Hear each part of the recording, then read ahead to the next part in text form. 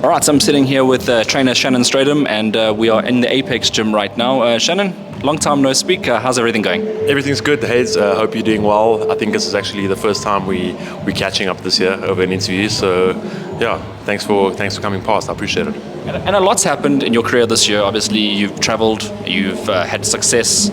So let's start with your fighter. Let's start with Chris Thompson, the heavyweight who's been campaigning, had a couple of good fights overseas. I'd say they've been very close fights. Yeah, so Chris, obviously, we lost the belt last year in December. And then since then, we've just been getting offers overseas. Obviously, money's been good. And we had our first outing in March against Evgeny Romanov, who's an unbeaten Russian fighter. A lot of people expected us to get stopped within a couple of rounds. We went the distance. A lot of people watched the fight. They thought we won the fights. I thought we won the fights. And then obviously Solomon Daiquiri's in August in Birmingham.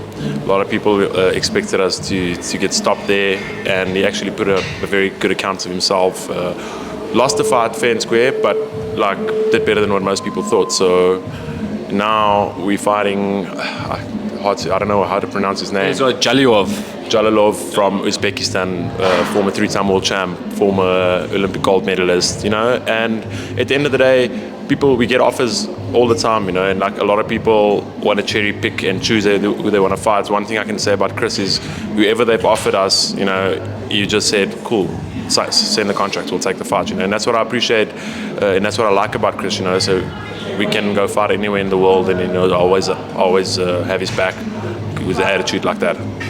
When I interviewed Chris, he said, look, he said the same things. You're not cherry picking. He wins the hard fights, but also it raises his profile, because if you don't take the fights like against Solomon Daiquiri's, then you're not going to get fights like this. The guys want to see that you can put yourself out there, and he was competitive. That's the most important thing. Now, a win over this guy would set him on a career path into the stratosphere. I know. So also what I said to him, we've been getting all these offers overseas. I've had 2 offers for him this year in South Africa, one in the Free State, one in East London. Both were under 50,000 rand, for 10 rounds. So rather go fight the best in the world, put it on the line against the best, and you get paid decent money, So a win against, we're gonna go there, we're gonna give it our best shot. We've got 6 weeks to camp. We've been training hard. He's been tough in camp, so we're gonna go there. We're gonna give it our best shot, put our best foot forward, and hopefully we come back with a victory. All right, and then moving over to your other fighter, Creed Moyer, almighty Creed Moyer, not Apollo Creed Moyer. He's an undefeated fighter, looking great at the welterweight division. What's your thoughts on him so far? So he's a kid that I'm very excited about.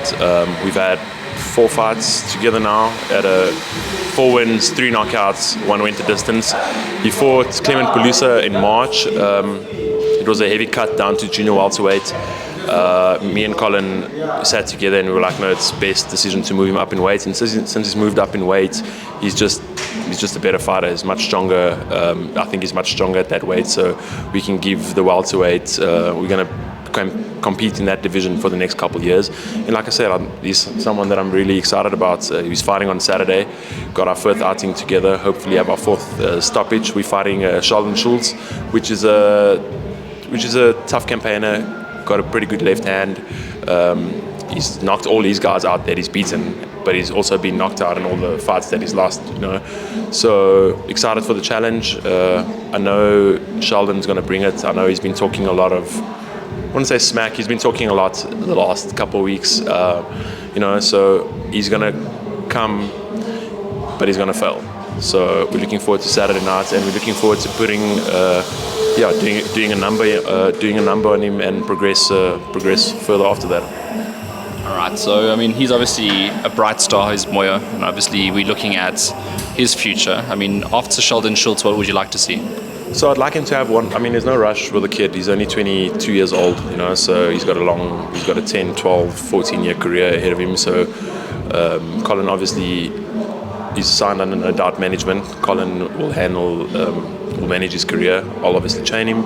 So together we'll sit down after this fight, depending on how Saturday night goes. I don't want to make any predictions. I don't make any predictions, but I know Sheldon's going to come out hot for the first 2 rounds, and I know he's going to start fading after 2-3 rounds. And Like if we stop him, it'll probably be around 4 or 5. If not, we're gonna punish him for 6 rounds. So after this, I'd like maybe 1 or 2 more 6-rounders. Maybe do like an African belt, like an ABU belt against Africa. Obviously, you can't fight for the SA title because he's from Zim. It's a little bit unfortunate, but it's fine. We're gonna keep building him, keep getting him wins, and once he gets to like 10-0, I would say we'd try and get him like a nice international fight and try and take him that route. Alright, yeah, so good future ahead of him is Almighty Moyo. Let's move over to a new addition that you've added to your team, Sibusiso Ngange. He's obviously going to be competing in a new weight division. Were you a part of that decision making, and what's happening with him? So, actually got a call yesterday that his fight's cancelled next week Friday in Bloemfontein. Yeah, so he was meant to fight against Gift Baller. We've moved him up we actually moved him up 2 weight divisions to junior welterweight. He's had 1 fight with me so far. He's lost his last 2 fights, both on dislocating his shoulder, which is very unfortunate, against Lungus de Miller for the SA title. He was winning the fight, and then unfortunately, I think in round 11, he dislocated his shoulder, had to forfeit, so he lost. Now, fought Asana Ninki from Eastern Cape in April, also dominating the fight, and then unfortunately, second last round, shoulder went again. And you could feel it in camp as he starts cutting the weight and as his body gets weaker. Like I think he's obviously lost a lot of water with the cuts, and it affects his shoulder. So we don't know. We're gonna move him up in weight. He's moved up in weight, and we're gonna see how he goes in the junior welterweight division. Unfortunately, next weekend is cancelled. It was on a Dream Team promotions show in the Free State. So actually me and another manager are sitting and we're going to see where we can get him out, hopefully get him like a nice 8-rounder before the end of the year and get his rating up, and then hopefully can challenge for the junior welterweight SA title next year, regardless of who the champion is. Alright, so that's a little bit unfortunate because I was looking forward to that fight. Gift Baller was always fit as well, so it would have been a good test to see exactly where Ngange is at, especially in the new weight division. But so is life in South African boxing scene at the moment. So we just move on and we see what we can do. Roll with the punches. Yeah, you just roll with the punches. At least we got this weekend to look forward to. Boxing 5 promotions. Larian, Riaz, and Colin. Everyone has done a great job this far with Boxing 5. Giving these kids opportunities, like there is no opportunities in our country. So just thank you for them for like paving the way for these young fighters and getting into like a certain level where they can go compete overseas. So looking forward to this weekend. Got Josh Veltman making his debut. Really excited to see him have his debut. Expecting only good things from him. Got Hedda fighting against a lady from Tanzania. Get past her, and then I know she's rated number 1 in the IBF. So hopefully we can fight.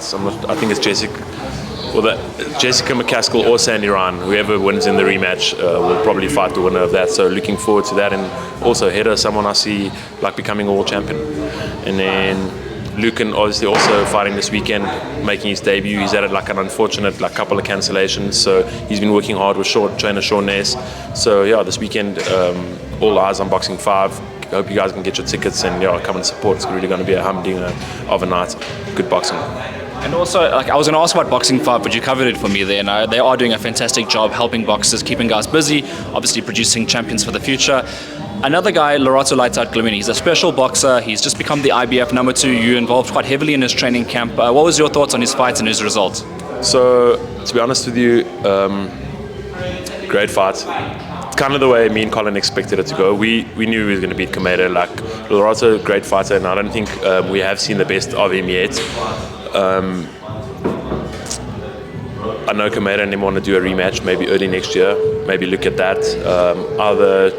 That's the IBF champion. He was on the TV right now. He was just fighting. I was watching him. Lopez, or just go straight for Lopez. Whatever makes more sense at the time.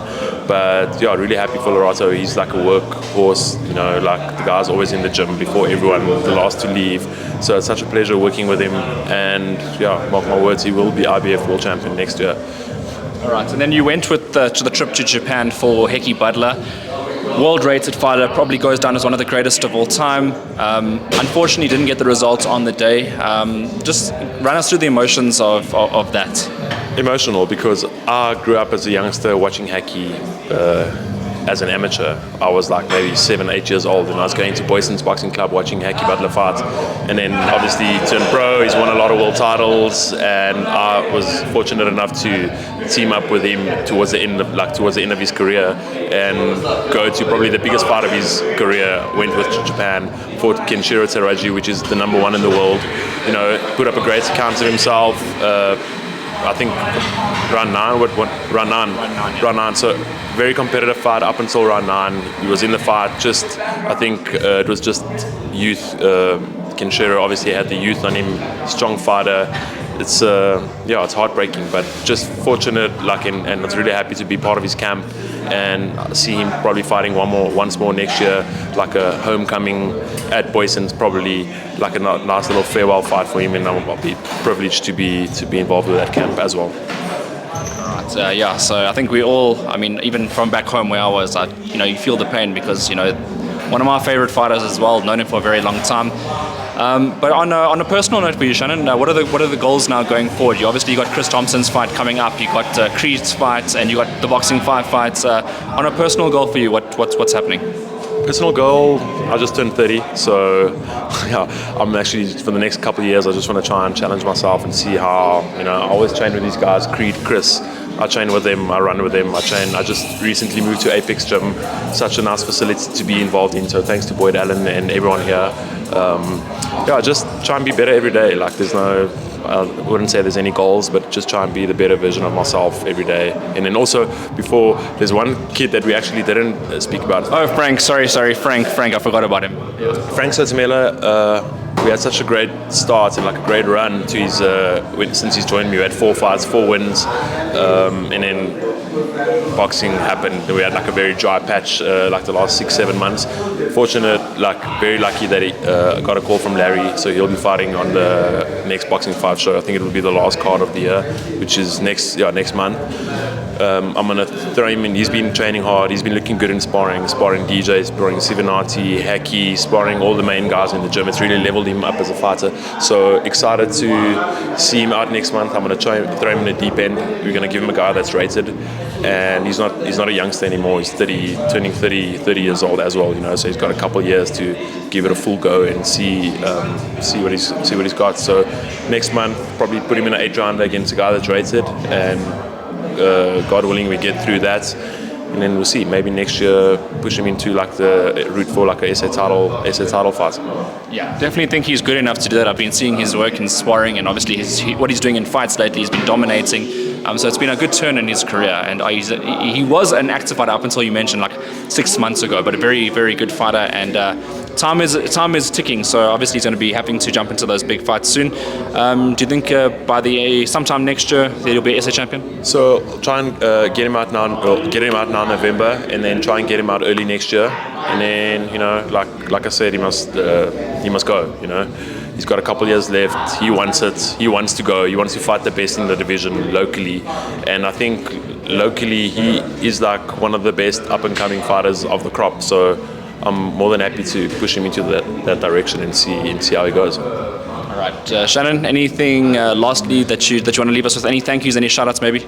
Just thank you to everyone. Thank you to you, Hayden, SA Boxing Talk. Not a lot of your work never goes unnoticed or unseen, so thank you for everything you do for the sport. And then just everyone, Colin, Hotbox Gym, No Doubt Management, Apex Gym, thank you for the support, and thank you for always being there. See you guys this Saturday, Boxing 5.